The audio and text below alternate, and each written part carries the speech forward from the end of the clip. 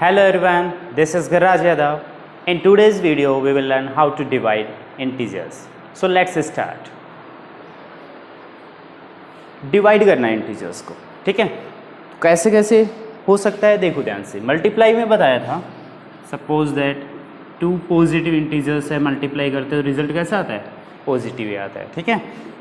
अगर one of them is negative then our result is negative, ठीक है। -5 multiply 2 करें या फिर 2 मल्टीप्लाई -5 करें, दोनों केस में क्या आएगा, नेगेटिव 10 आएगा, ठीक है। चाहे ये 2 माइनस का हो तो भी अपना नेगेटिव 10 आएगा, ठीक है। If both integers are negative and we are going to multiply them we get positive result, ठीक है। सेम सिचुएशन डिवाइड में है, ठीक है। कैसे, जैसे 10 डिवाइड बाई 2 करते हैं तो कितना आता है आंसर अपना 5। If one of them is negative then our quotient will also be negative.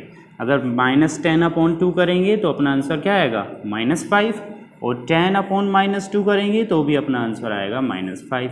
अच्छा, अगर दोनों नेगेटिव है, बोथ आर नेगेटिव, तो अपना रिजल्ट आएगा प्लस का, सेम मल्टीप्लाई की तरह, ठीक है, बिल्कुल सेम वैसे ही है। ऐसे बोल सकते हैं यहाँ ये माइनस से माइनस कैंसिल हो गया, ठीक है। तो अपना दोनों प्लस हैं तो रिजल्ट पॉजिटिव आता है, दोनों माइनस हैं तो रिजल्ट पॉजिटिव आता है। If one of them is negative then our result is negative, okay. Okay, now let's learn about some properties. First property is closure property.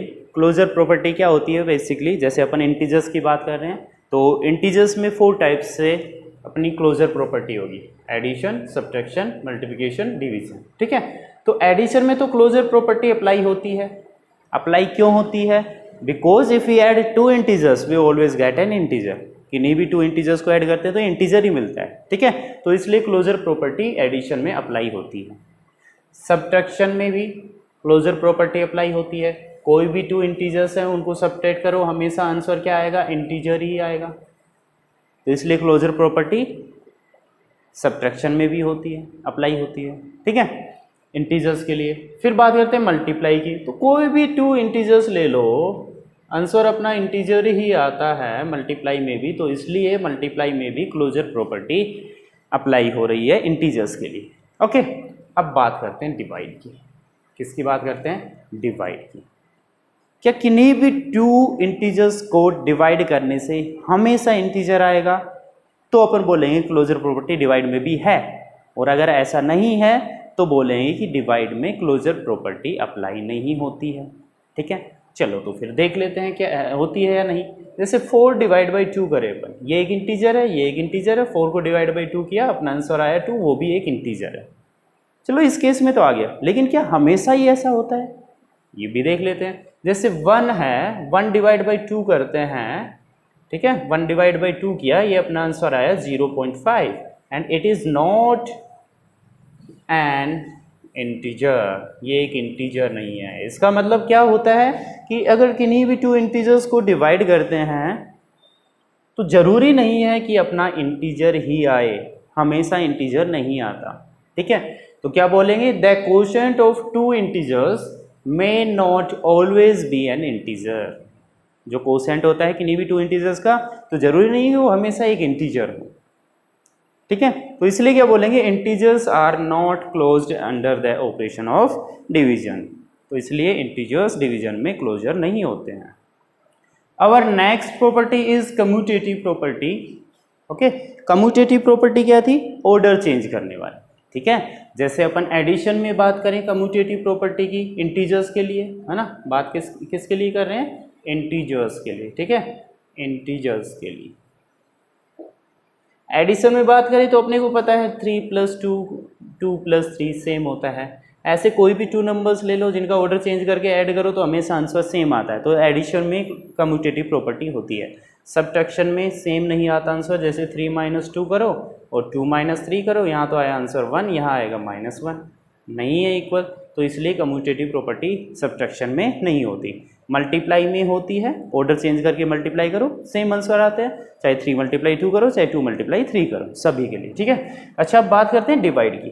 देखते हैं डिवाइड में भी कम्यूटेटिव प्रॉपर्टी अप्लाई होती है या नहीं। चलो देखते हैं। तो कम्यूटेटिव प्रॉपर्टी होती है ऑर्डर चेंज करने वाली, ठीक है। तो जैसे यहाँ मैं लिखूँ 4 डिवाइड बाई 2, क्या ये इक्वल होगा 2 डिवाइड बाई 4 के? इसमें तो देखिए 4 को 2 से डिवाइड करना है, तो अपना आंसर क्या आ जाएगा, 2 आ जाएगा। इसमें तो 4 को 2 से डिवाइड करना था, 2 2 जा 4 आ गया आंसर। इसमें 2 को 4 से डिवाइड करना है, तो पॉइंट से होगा ये सोल्व, 20 हो जाएगा, 5 जा 20, ये आया अपना 0.5। These are not equal.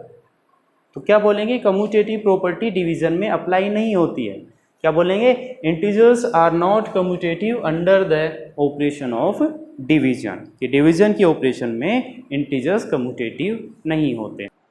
Next है division identity. One is called the division identity for integers. One है उसको डिवीजन आइडेंटिटी बोलते हैं इंटीजर्स के लिए।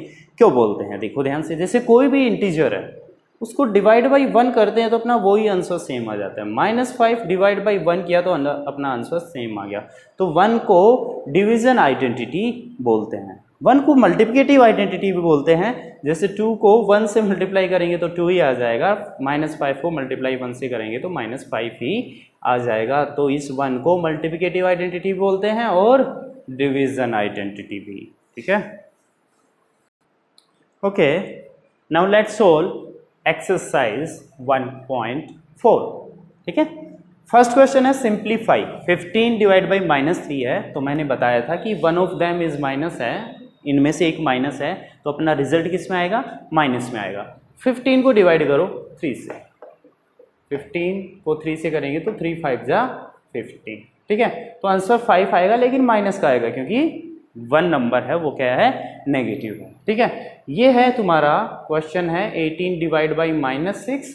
एक नंबर माइनस का है, आंसर माइनस में आएगा।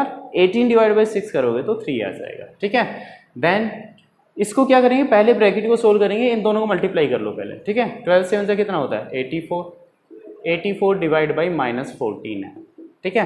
तो 84 डिवाइड बाई क्या है, -14। तो एक नंबर माइनस का है तो अपना रिजल्ट आएगा माइनस का, ठीक है। तो 14 से डिवाइड कर दो 84 को। 84 को किससे डिवाइड करोगे, 14 से। तो कितनी बार जाएगा, 14 5 जा 70, 14 6 जा 84, 6 4 जा 24, 2 6 84, ठीक है। 14 6 जा 84, तो -6 आ जाएगा, ठीक है। तो ये हो गए अपने आंसर्स फर्स्ट क्वेश्चन के।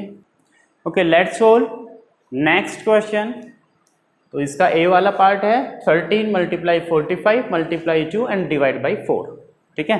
क्या करना है, इन सबको मल्टीप्लाई करना है, डिवाइड बाई 4 करना है, ठीक है। 13 मल्टीप्लाई 45 मल्टीप्लाई 2, तो ये करोगे तुम्हारा आ जाएगा, देखो इन दोनों को पहले कर लो, 45 2 से कितना होता है 90, और 13 को फिर कर दो 90 से, ठीक है। तो आ जाएगा 1170, और इसको करना पड़ेगा तुमको डिवाइड बाई 4, ठीक है। तो 1170 को डिवाइड बाई 4 कर लो, 1170, तो ये आ गया 4 2 जा 8, 3 37 हो गया, 4 9 जा 36, 1 10, 4 2 जा 8, 2 बचा 20, एंड हाँ पॉइंट लगाना पड़ेगा, और 4 5 जा 20, ठीक है। देखो यहाँ 2 जा, फिर ये 8 यहाँ ब्रिंग डाउन किया था, 0 यहाँ ब्रिंग डाउन किया था, फिर भी 2 बच गया था, तो पॉइंट लगा के अपन ने 0 ब्रिंग डाउन 0 लगा दिया, और 4 5 जा 20, तो अपना आंसर क्या आया,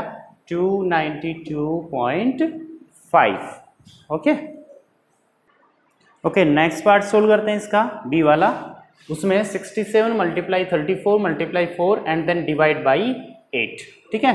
तो पहले तो इन तीनों को मल्टीप्लाई करना है, पहले इन दोनों को कर लेते हैं 35 और 4 को। तो 67 मल्टीप्लाई, जब 35 मल्टीप्लाई 4 करोगे तुम्हारा तो आ जाएगा 140, कितना आएगा 140। फिर 140 को 67 से करेंगे तो मल्टीप्लाई कर लेना तुम खुद, ठीक है। मैं डायरेक्ट कर रहा हूँ तो लास्ट में 0 तो आएगा। 14 7 जा 98, 9 कैरी हो गया, एंड 14 6 जा 84 और 9 93 डिवाइड बाई 8। चलो डिवाइड बाई 8 कर देते हैं। 9380 डिवाइड बाई 8, 8 1 जा 8, कितना बचेगा 1 13, देन 1 जा 8, कितना बचा फिर 5 58 हो गया, 8 7 जा 56, 2 देन 0, 8 2 जा 16, कितना बचा 4, तो पॉइंट लगाना पड़ेगा 40 एंड 8 5 जा 40, ठीक है। तो अपना आंसर आ गया 1172.5, ठीक है। कुछ नहीं करना था, तीनों को मल्टीप्लाई करो, डिवाइड बाई 8 कर दो, that's all, okay. Okay, next question is what would be the quotient when -43 multiply 9 -99 plus 43 is divided by 100, ठीक है। ये जो पूरा आइटम है इसको डिवाइड करना है 100 से, तो अपना आंसर क्या आएगा वो बताना है, ठीक है। चलो तो देख लेते हैं। तो अपना क्वेश्चन है -43 मल्टीप्लाई -99 एंड प्लस 43, और इसको डिवाइड बाई करना है अपने को 100 से, ठीक है। चलो तो इसको सोल्व कर लेते हैं पहले। तो -43 मल्टीप्लाई 99 तो रिजल्ट तो अपना प्लस का आएगा, ठीक है। दो नेगेटिव नंबर मल्टीप्लाई हो रहे हैं तो प्लस का ही रिजल्ट आएगा, ठीक है। अच्छा, माइनस माइनस क्या हो जाता है, प्लस मल्टीप्लाई में, ठीक है। तो 43 को जब 99 से करोगे तो ये तुम्हारा आएगा 4257, ठीक है। कितना आएगा 4257, प्लस कर देंगे इसमें 43, और ये जो अपना आंसर आएगा इसको अपने को डिवाइड बाई 100 करना है, ठीक है। दोनों को ऐड कर दो, कितना हो गया 0, 4590, 4300 डिवाइड बाई करना है अपने को 100 से, ठीक है।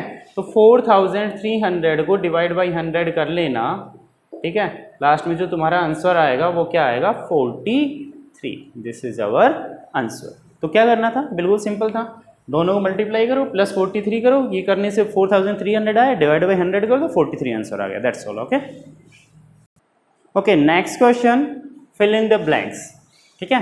क्या है क्वेश्चन, क्या है, the quotient of two integers is dash. जो कोशेंट मतलब डिवाइड, ठीक है। कोई भी टू इंटीजर्स है उनका कोशेंट होगा वो कैसा होगा, हमेशा रेशनल होगा या फिर नॉट रेशनल, सॉरी हमेशा इंटीजर होगा या फिर नॉट एन इंटीजर। तो अपना आंसर क्या आएगा, is not always be N integer, ठीक है, नॉट एन इंटीजर, ये हमेशा इंटीजर नहीं होता, ठीक है। ओके, द कम्यूटेटिव प्रॉपर्टी होती है क्या डिवीजन में, नहीं होती, तो क्या लिखेंगे, does not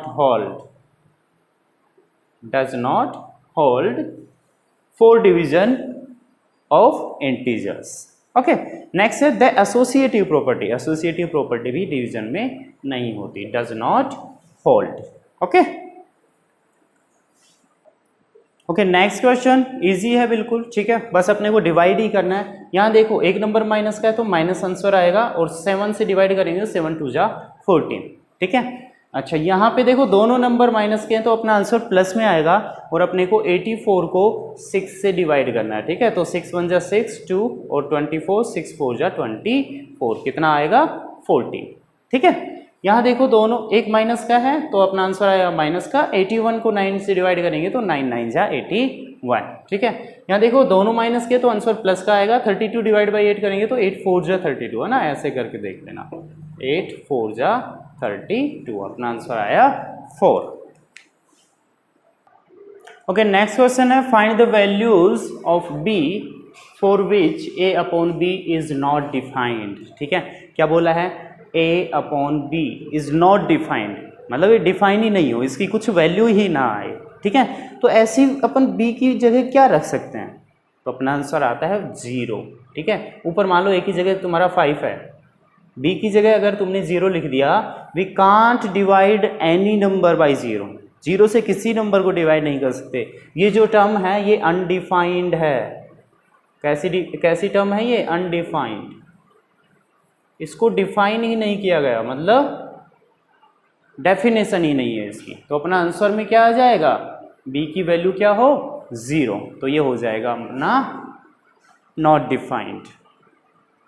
okay, next question है, an integer is divided by another integer, एक इंटीजर है जो दूसरे इंटीजर से डिवाइड हो रहा है, ठीक है।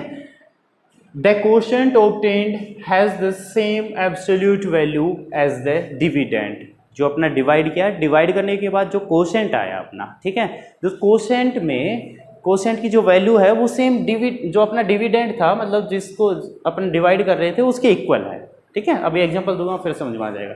What are the possible values of the divisor, तो डिवाइजर की पॉसिबल वैल्यूज क्या है, मतलब अपने को क्या करना है, एक नंबर है अपने पास, मान लो 5, उसको किसी नंबर से डिवाइड कर रहे हैं, अपना कोशेंट आ रहा है वो अपना सेम आ रहा है, डिविडेंड के इक्वल ही आ रहा है, 5 ही आ रहा है, तो इसका मतलब अपन किससे डिवाइड कर सकते हैं? 1 से। किससे डिवाइड कर सकते हैं? 1 से, ठीक है। और इसने बोला है एब्सोल्यूट वैल्यू बोला है, तो -1 से भी कर सकते हैं। 5 अपॉन -1 करेंगे तो अपना आंसर -5 आएगा, लेकिन एब्सोल्यूट वैल्यू निकालेंगे तो 5 ही आ जाएगा, ठीक है। तो अपना आंसर तो अपना वो ही आ गया, एब्सोल्यूट वैल्यू अपनी सेम आ गई। तो 2 ऑप्शन है, 2 सॉल्यूशन है इसके।